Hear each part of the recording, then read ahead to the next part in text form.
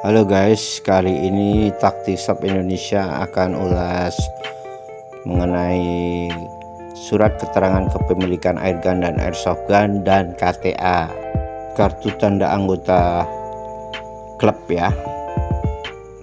Kita akan ulas surat keterangan kepemilikan yang valid itu seperti ini, seperti BBKB ya, bersampul bagus seperti BBKB.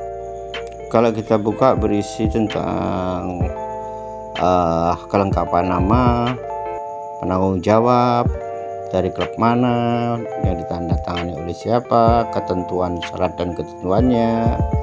Nah, surat menyimpan dan membawa, ini ada SK Kemenkumhamnya guys, harus ada, dan ada penanggung jawabnya yang valid seperti itu.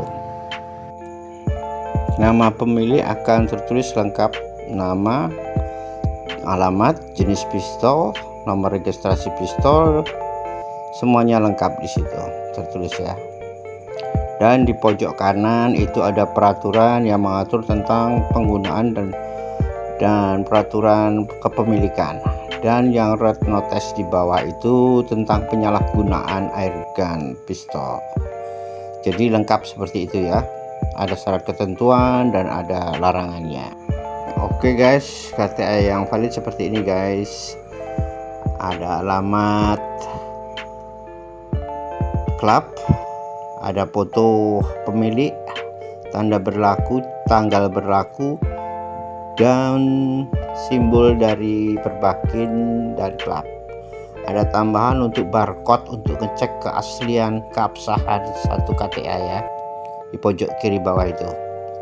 Nah, ini kita lihat dari jauh ya, komplit seperti ini, bagus. Ini yang valid, KTA yang valid seperti ini guys. Oke guys, jangan takut memiliki airgun kalau sudah memiliki syarat dan ketentuan seperti tersebut ya.